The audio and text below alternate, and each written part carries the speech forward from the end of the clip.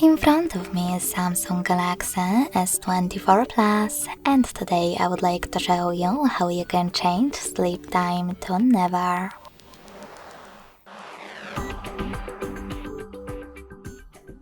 First of all, open Play Store and download free app called Caffeine Keep Screen On.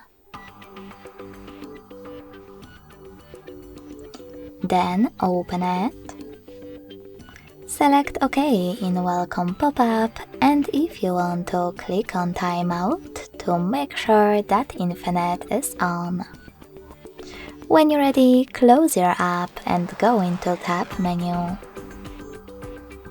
Now click on this pen at the top right corner. Select Edit under Full section. Look for a shortcut with a coffee cup and add it to your menu. Then hit Done. Go back to Tab menu and tap on your shortcut. Lastly, click on this switcher next to Allow Permission. Go back to your menu again and click on your new shortcut to activate it.